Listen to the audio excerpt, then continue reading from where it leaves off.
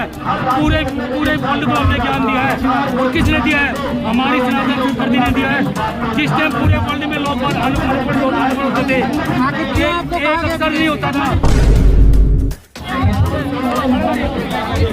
लगा रखा था कि गर्दन से हटा दो, 10 करोड़ रुपए का इनाम देंगे।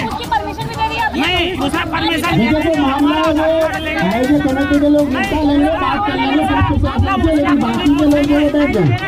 हम लोगों के पीछे पड़ेंगे।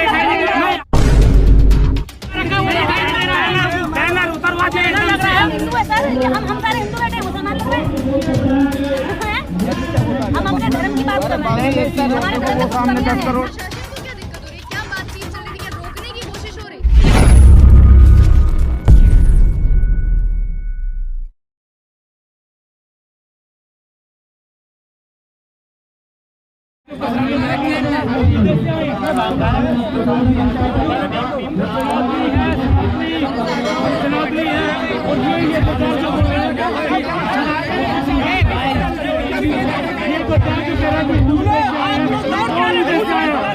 विदेश हमारे से बना है।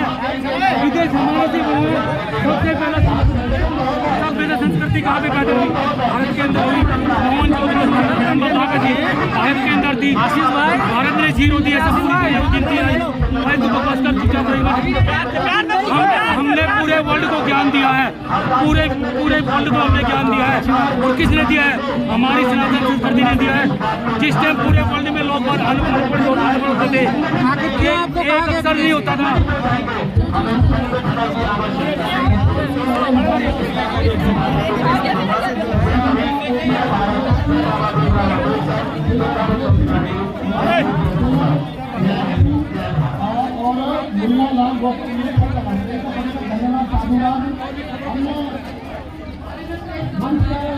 जूता और ये वाला जो जूता कर रहे हो तो ये गलत नहीं है।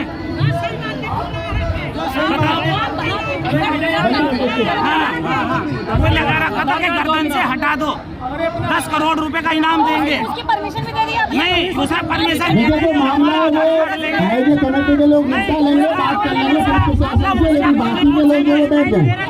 हम लोगों के पीछे पड़ेंगे। नहीं, आप हमारे पीछे पड़ोगे बस। उनसे नहीं पूछोगे आप कुछ भी। उन्हें तो आप ये दे दोगे 10 करोड़ रुपए का इनाम दे दो। ये 10 करोड़ रुपए का वहाँ इनाम दे रहे हैं। हमारे दूसरा किसकी आईडी लेंगे आप ये बताइए।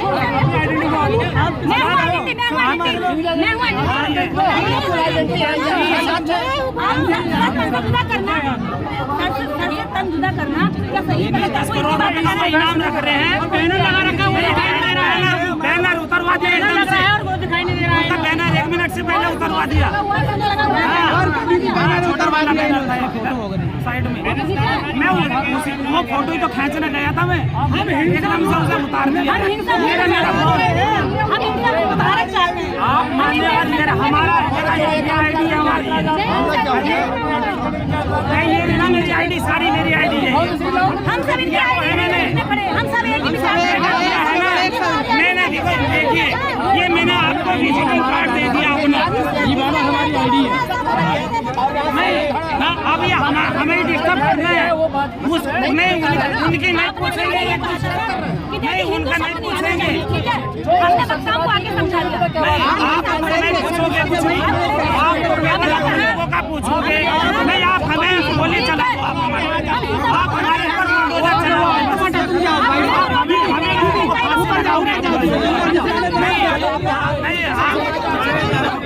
सभ्य समाज के लोग हैं, सभ्यता से बात करते हैं।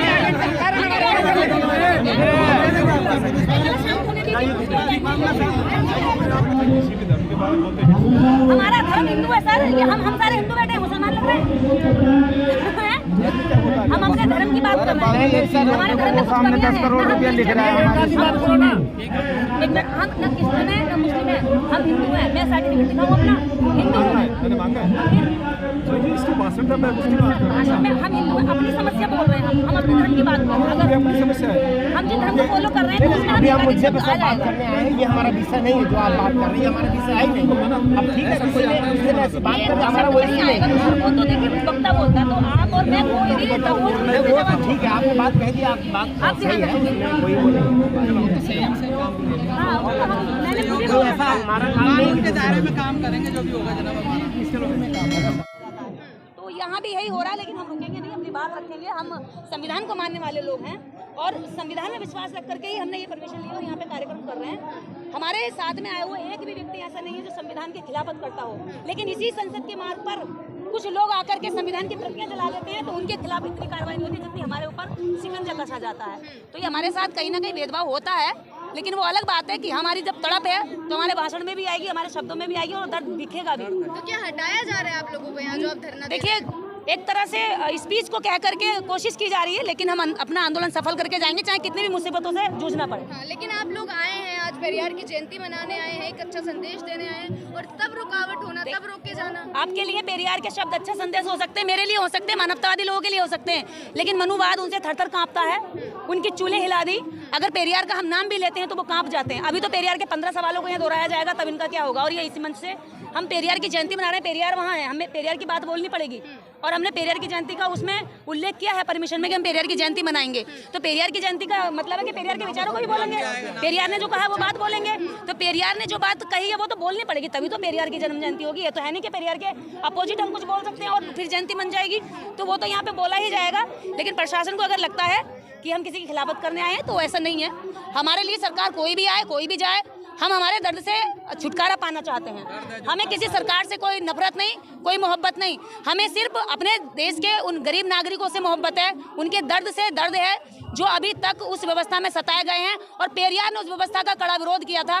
पेरियार ने इंसानियत का रास्ता दिया था, वही रास्ता हम दोबारा से पूरी दुनिया को याद कराना है कि पेरियार ने क्या कहा था। तो प्रशासन को क्या दिक्कत हो रही है? क्या बातचीत चल रही थी? क्या रोकने की कोशिश हो रही है? देखिए, वो भाषण कुछ नहीं, उनको लगता है कि हम पेरियार का नाम लेंगे तो लोग कहीं ना कहीं प्रशासन पे भी शिकंजा मजबूत रहता है सरकार का कि सच्चाई निकलनी नहीं चाहिए, सच्चाई डरनी नहीं चाहिए। इसमें प्रशासन का दोष नहीं होता है, इसमें प्रशासन ऊपर से कंट्रोल किया जाता है, क्योंकि जिसकी सत्ता होगी प्रशासन उसकी बात करेगा। कल कांग्रेस आ जाएगी तो उसकी बात करेगा, कल हमारी आ जाएगी तो हमारी बात करेगा, हमारी सरकार आ गई तो प्रशासन कल हमारी बात करेगा।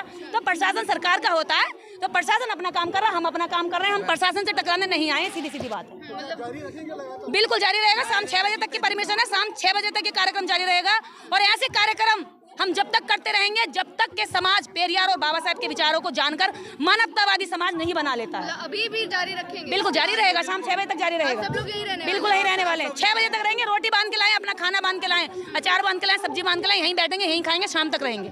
चलिए, और भी लेकिन जो है सारा प्रोग्राम उसके बारे में भी जानना चाहेंगे कि इतने सारे लोग आ गए हैं मांगों को लेकर, क्या कहना चाहेंगे कि जो सोचा था, जो उद्देश्य लेके चले थे, पूरा हो रहा है? देखिए, जो हमने सोचा था वो यहाँ पर वो सपना पूरा हो रहा है। मैंने 7 फरवरी को एक सपना देखा था कि इस देश के अन्य राज्यों से मैं हर राज्य से लगभग 10 से 20 लोग मैं बुलाऊंगी और वो लोगों से एक मांग उठानी है कि हम सारे लोग मिल करके एक मुद्दा पूरे देश की जनता को दे जो नेता नहीं दे रहे हैं। जिस मुद्दे की शुरुआत श्रवण कुमार निराला जी ने गोरखपुर से उठाई थी, जमीन के मुद्दे की, कि भूमिहीन परिवारों को जमीनें दो, उनको भीख का राशन मत दो, उनको भाषण मत दो, उनको अधिकार दो।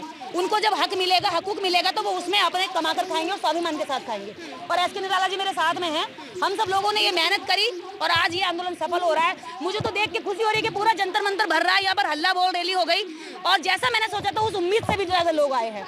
ये मेरे लिए बड़ी खुशी की बात है, गर्व की बात है कि जो मैंने समाज के दर्द को लेकर जो सपना देखा था, उस सपने में समाज के लोगों ने, इस देश के उन लोगों ने अलग अलग राज्यों से जान फूंक दी और कह दिया कि जो मैं सपना देख रही हूँ वो इस समाज का सपना है और हम सबका सपना और ये पूरा भी होगा। लेकिन जो नारा लेकर चल रहे हैं कि 5 किलो राशन नहीं चाहिए, भाषण नहीं चाहिए, इससे क्या मतलब है? इससे मतलब ये है कि हमारी सरकारें 5 किलो राशन दे करके ये एहसान जताना चाहती है कि हम तुम्हें भीख दे रहे हैं, हमें वोट दो बदले में। इसी का जिक्र किया जाता है। अगर जिस राजा की प्रजा 40 करोड़ राजा को, अपनी प्रजा को, 40 करोड़ लोगों को अगर खाने के लिए देना पड़ रहा है तो इसका मतलब है कि 40 करोड़ लोग बेरोजगार हैं, भूखे हैं, नंगे हैं, गरीब हैं, उनकी अभी बदहाली ठीक नहीं हुई है, वो बहुत बुरा जीवन जी रहे हैं। इनको आप राशन देने के बजाय इनको रोजगार दो, इनको अपनी जमीनें दो, जब इनकी अपनी जमीनें होंगी तो ये रेवेन्यू बढ़ेगा, देश को कमा कर देंगे, बंजर भूमि को भी उपजाऊ कर सकती है। ये ऐसी कौम है जिनको ये राशन दे रहा है, तो ये साजिश का शिकार हो, ये बच्चे आगे ना बढ़े। शिक्षा में गड़बड़ की जा रही है, जिन बच्चों के हाथ में किताबें होती थी आज उन हाथों में कटोरा थमा दिया है, वो पढ़ नहीं रहे। वो ऐसे करके कोई भी अगर ऐसे करके भीख मांगेगा, कटोरा मांगेगा, खाना मांगेगा, तो उस बच्चे का स्वाभिमान उस कटोरे में मिलकर खा लेगा वो, और पूरी जिंदगी उसका स्वाभिमान नहीं उठ पाएगा। तो बच्चों को मिड डे मील दे करके उनका स्वाभिमान गिराया जा रहा है, उनको शिक्षा दे करके इस देश का अधिकारी, व्यापारी और इस देश का अच्छा नागरिक बनाने की कोशिश करनी चाहिए, जबकि ये नहीं हो रही है। देखिए, एक आत्मसम्मान अभियान पेरियार जी ने उस समय चलाया था, आज आप फिर वही अभियान लेकर आगे चल रहे हैं। देखिए, पेरियार ने जो अभियान चलाया था कि आत्मसम्मान अभियान, सम्मान के साथ जियो, दूसरों की भीख पे मत जियो, अपने स्वाभिमान को बनाकर रखो, तो पेरियार की जयंती पर हमने उसी आंदोलन का आगाज किया है। दिल्ली से चलाया, पूरे देश में जाएगा, गांव में जाएगा, कस्बे में जाएगा। अगला कार्यक्रम 10 अक्टूबर को गोरखपुर में होने जा रहा है। आगे भी कार्यक्रम बिल्कुल पहला है, इसी के तहत 10 अक्टूबर को